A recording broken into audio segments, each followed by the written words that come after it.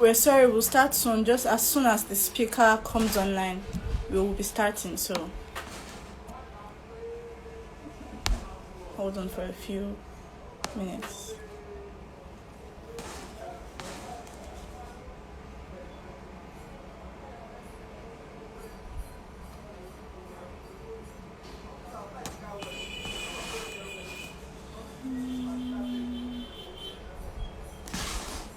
Okay.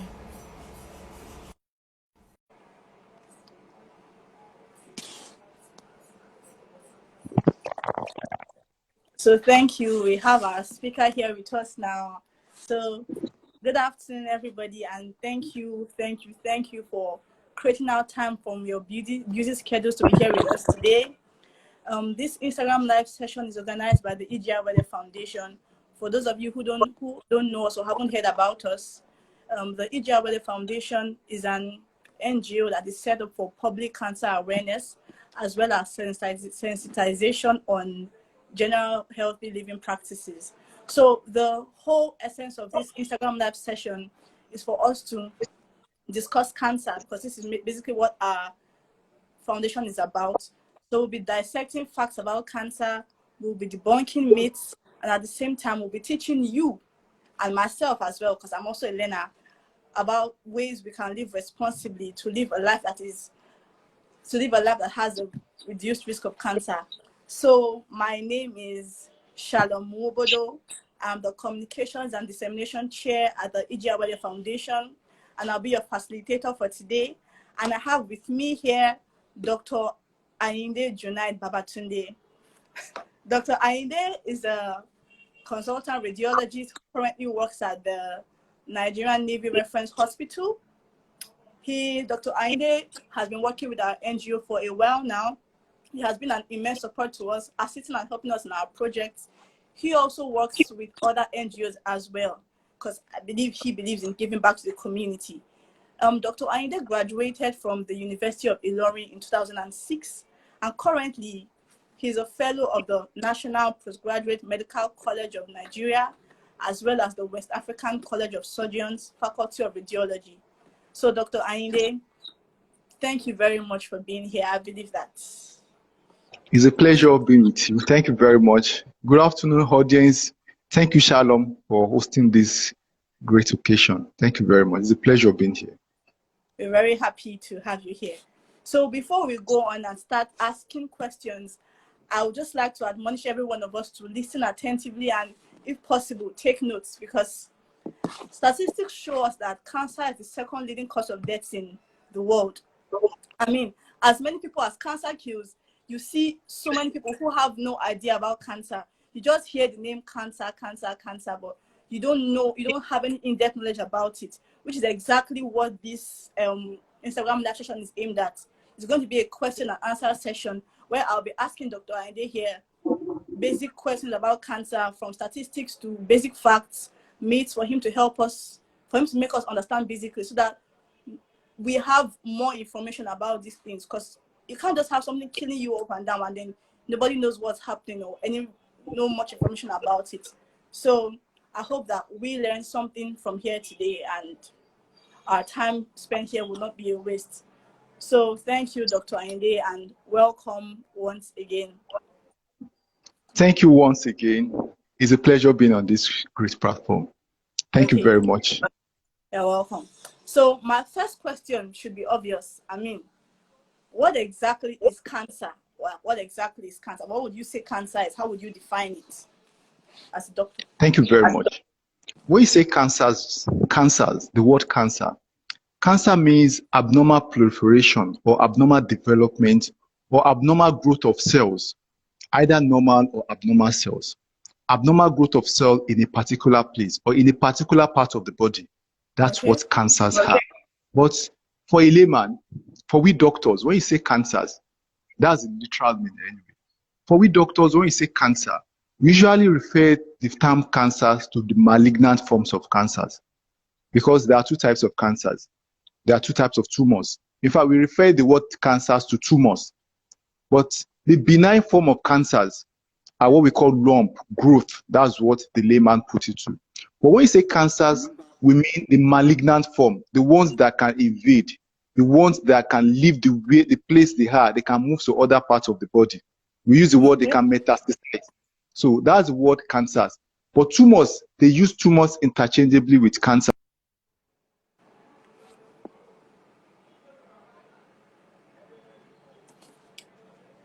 Okay. I suppose Dr. Those Ainde. ones are referred as benign forms of tumors. So, thank you very much. Okay, that's an interesting definition. I mean, I think I picked up something from there. I picked up malignant and benign and how. Okay. So my next question would be, what are the various types of cancer?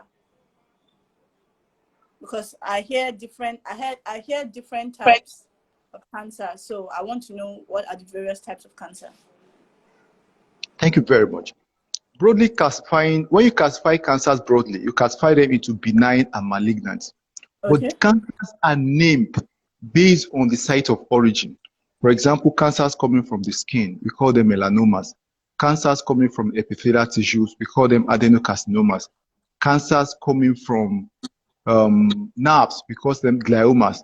Cancers coming from supporting tissues, we call them sarcomas. Cancers coming from the urinary bladder, we call them bladder carcinomas. Cancer coming from the kidneys, we call them renal cell carcinoma, etc., etc. So depending on where the cancer is coming from, and depending on the nature, whether it's benign or malignant, that's how we classify cancers generally. Thank you very much. That's some big English that you are using here. Okay. I hope that for those of us who are not health workers here, we can. I think let me I get what you are trying to say.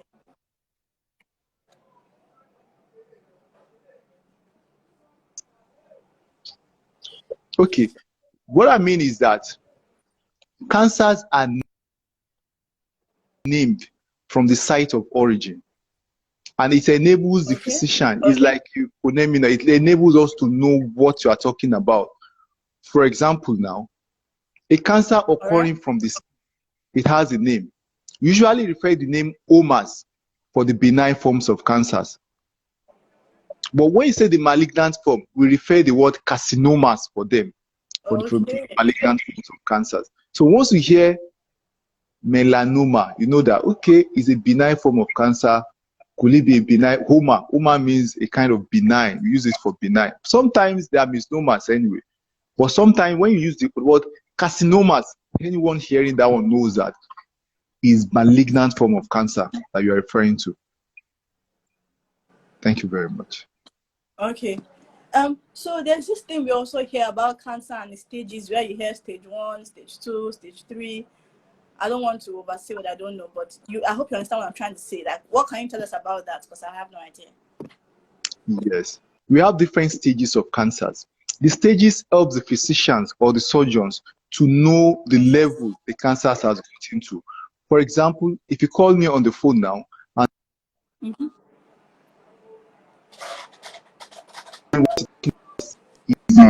is like the end stage of the cancer. So I'll know what to do, and I know what you're talking about. If you say it's stage 1, that means if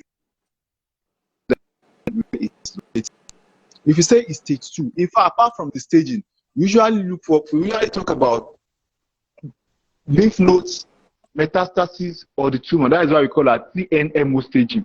So that I'll know that when you tell me that a cancer is occurring in the breast, for example, when I ask you for the stage, there are various types of stages anyway. We have the Bayer staging, we have the TNMO staging. So once you tell me cancer is stage 4, I know it's the end stage of the cancer you're talking about. But that term is usually referred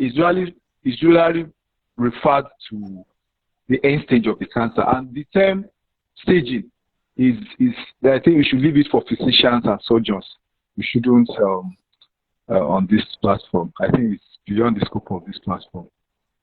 Okay. So You talked about cancers being named according to where they are formed. So from your experience as a doctor here, what would you say are the most common cancers found in Nigeria?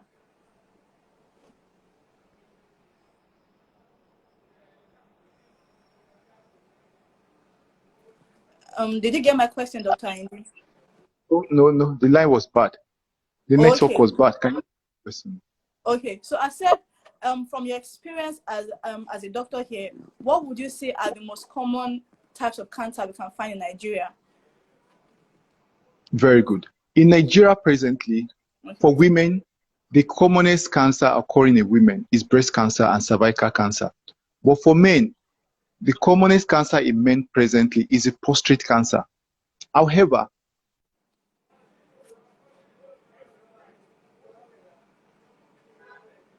most breast cancer in women.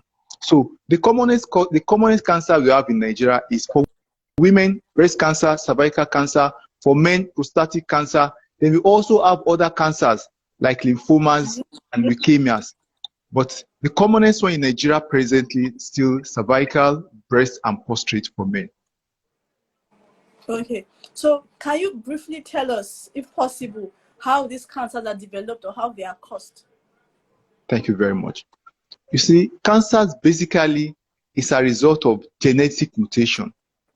There are two types of things that can cause cancer generally. We have the hereditary and the environmental factors. But generally, the cells in the body compose of DNA and genes. The genes are the basic physical unit of hereditary.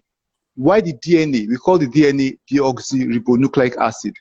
There are like two chains of polynucleotide. They are arranged, wind around each other to form helical chains. And they consist of instructions directing the cells.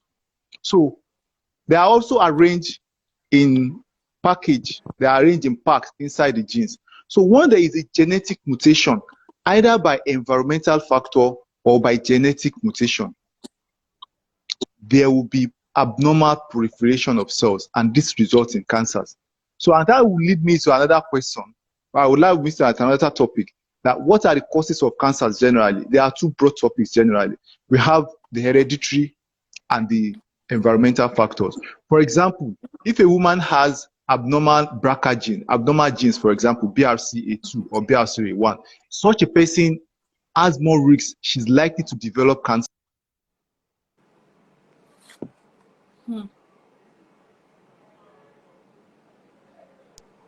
So for environmental factors, we can have things like viruses. For example, somebody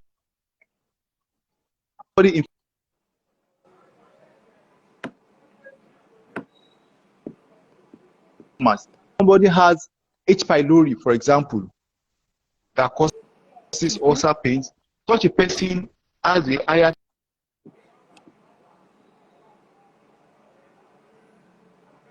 people working in uranium industry or people working in where they produce dyes, rubbers, etc. They have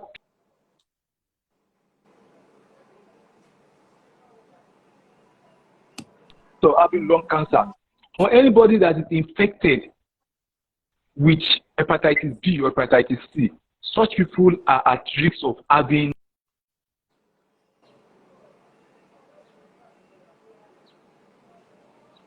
that plays a lot of roles in the development of cancers. For example, also HPV, human papilloma virus, for people that have multiple sexual partners. If a woman has HPV infection, she's at risk of having cervical cancer. So these are the environmental factors we have. Our occupational health hazard, people working in radiology industry, people working in where the people working in radiology departments or the radiotherapy department, they are exposed to radiation, and this is a form of occupational health hazard. So all these factors contribute to the development of cancers in humans generally. Okay, thank you very much, Dr. Ayinde. So my next question would be, what symptoms would you relate to this type of cancer that you say are common in Nigeria? Because what I'm really trying to know is it possible that I have cancer, but I remain unaware that I have cancer? Yes, it's very, very possible. The symptoms of cancer depends on where the cancer is coming from. For example, Okay. if a woman has tenderness on her breast, or a woman has swelling on her breast, or a woman has nipple inversion,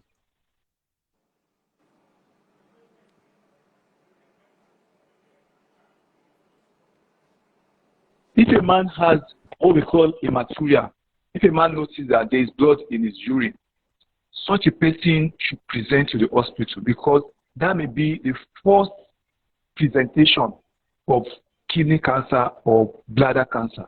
Or if somebody has unexplained weight loss or unintentional weight loss, such a person should present to the hospital.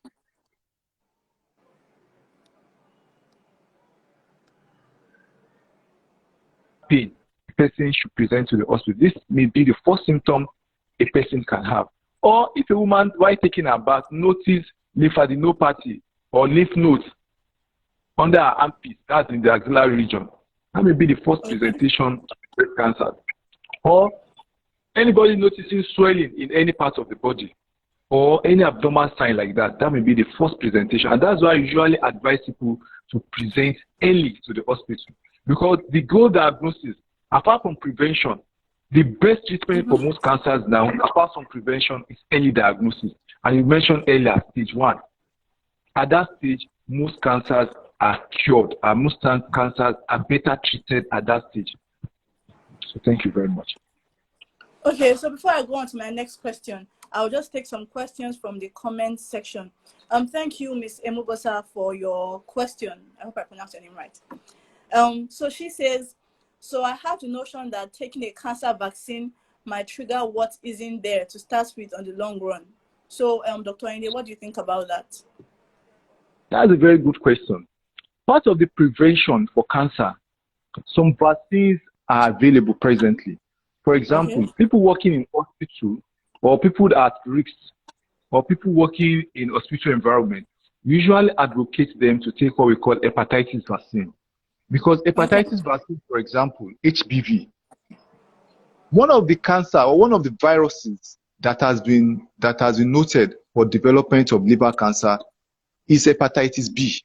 So if somebody takes hepatitis B, for example, such a person is immune to hepatitis. So such a person is not likely to have hepatitis, and in such a way, it's also preventing itself. Or HPV vaccine, human papilloma virus vaccine. So there are some vaccines that you can take, but not all of them.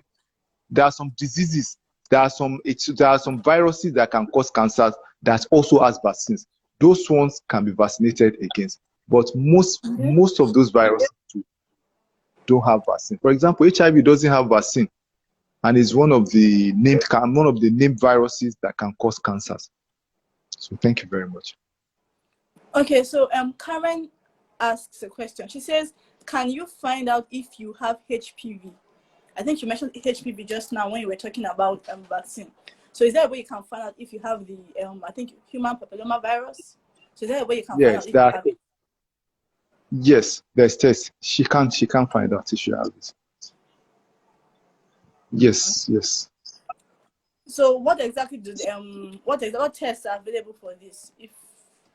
Yes, the test is the blood test. She has to go for the blood test for it.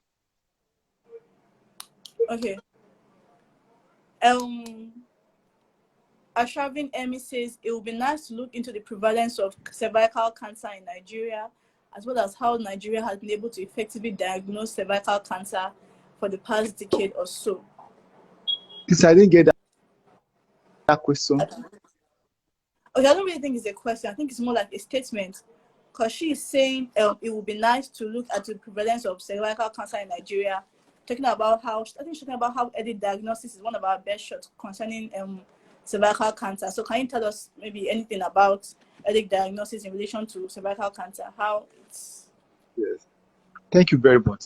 Cervical cancer is one of the major causes. I say the second commonest cancer among females in Nigeria. So what we do is that there is what we call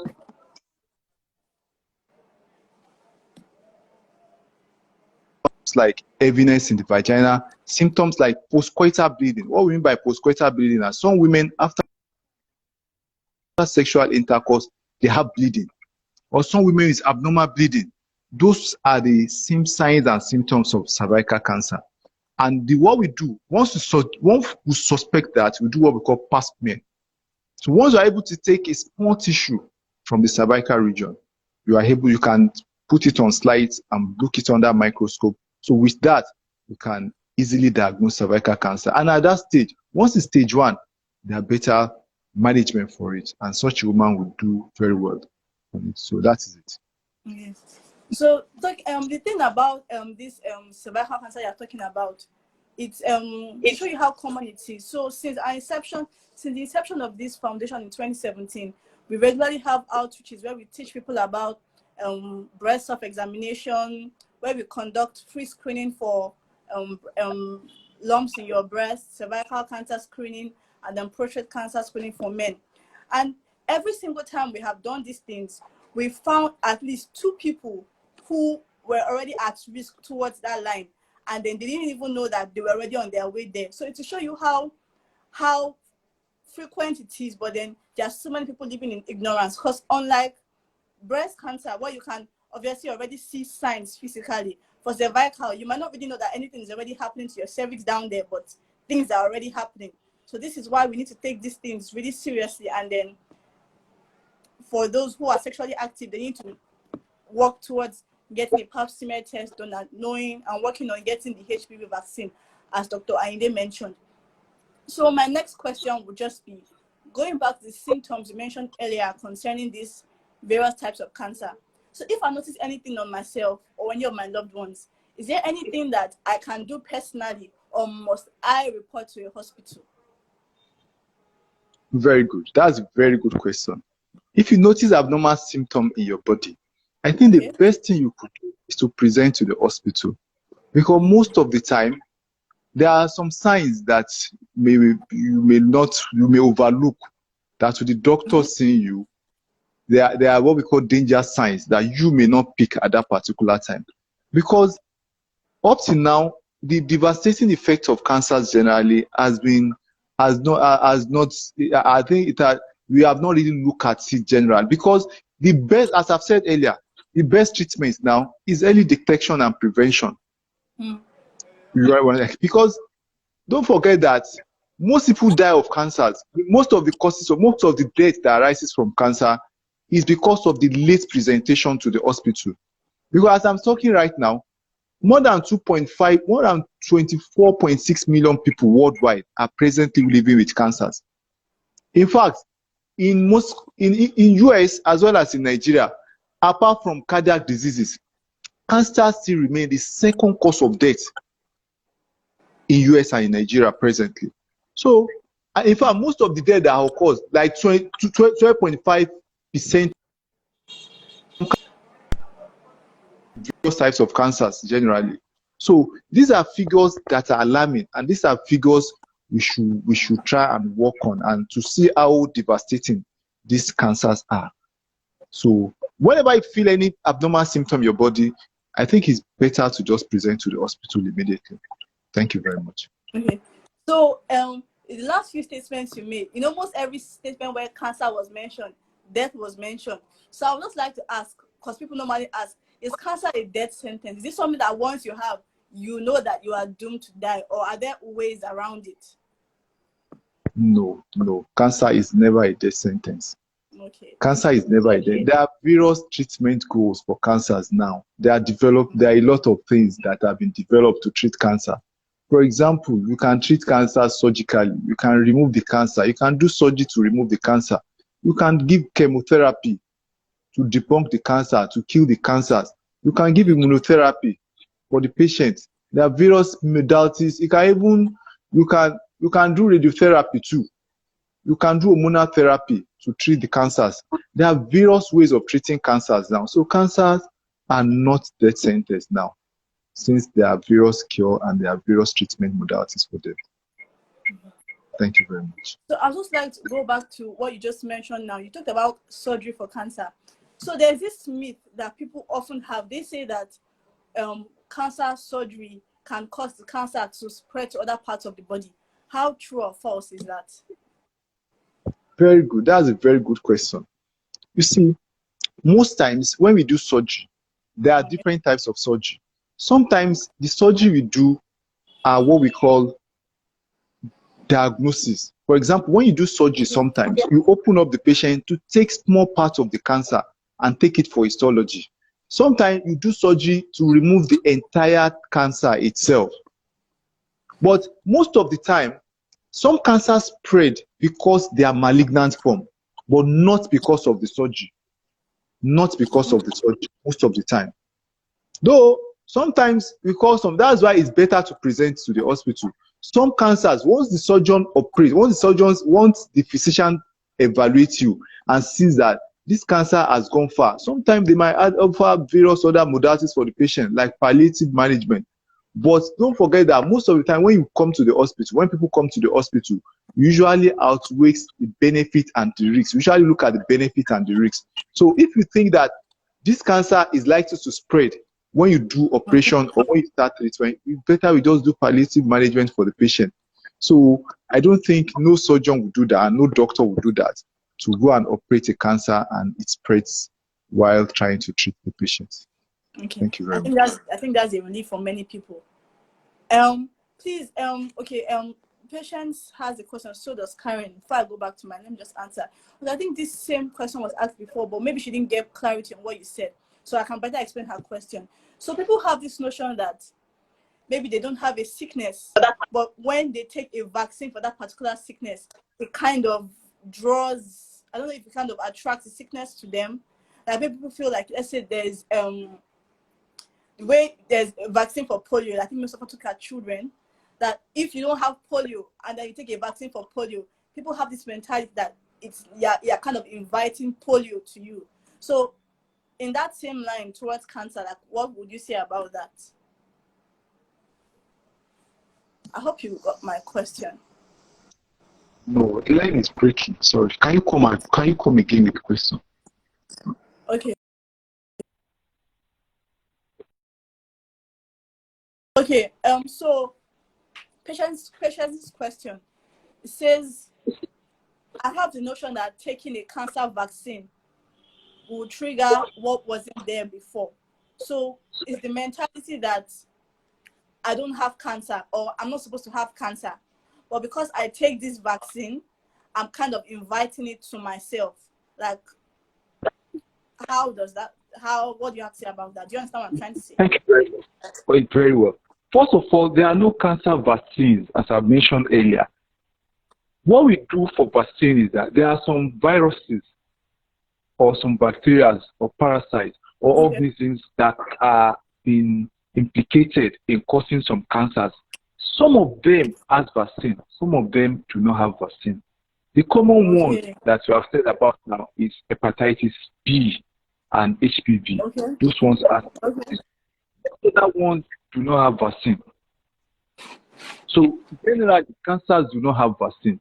So people think that, for example, polio. I like the example you gave. People believe that if you use a vaccine, it might trigger some diseases. No, that is not the function of the vaccine. The function of the vaccine is to prevent the disease from occurring. And the mistake most of us do is that if you want to take any vaccine, for example, if you want to take hepatitis vaccine, before you take the vaccine, you go and test for that disease itself before taking the vaccine. For example, if somebody wants to take hepatitis vaccine, you should be tested for hepatitis B surface antigen before taking hepatitis vaccine. A lot of people just go for the vaccine without testing for that infection first, and that's the problem you have. But number one thing I want to point out from this statement is that one, cancers do not have vaccine. Two, for diseases or for vaccines that are available, before you take the vaccine, you are supposed to check or to be treated or you are supposed to check for that.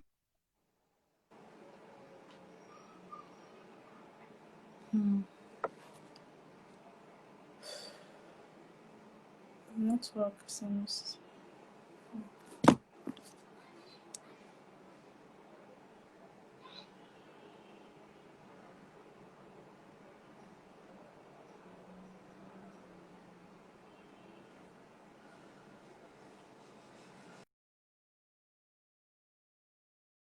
We have network issues again.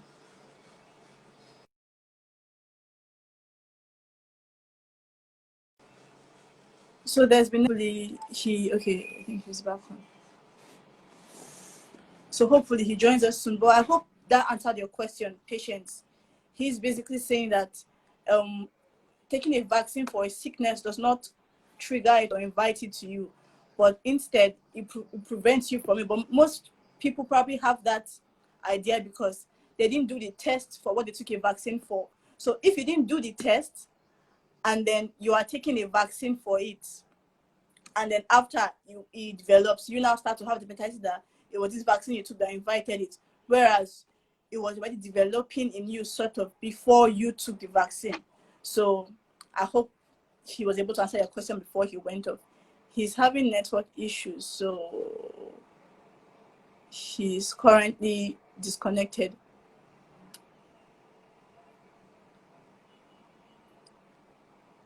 As soon as he joins back, he will answer Karen's question on the definition of malignant and benign, and a couple of more questions that we have here. So thank you guys once again for taking our time to join us, and we sincerely apologize for the hiccups and the issues with the network. We are sorry for that.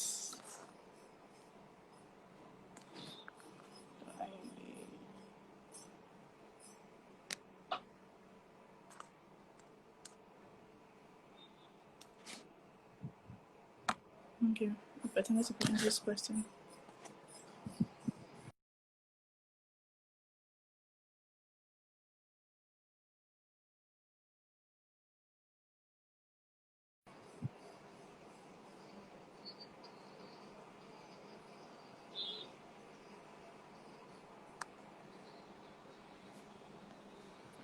Oh, so sorry.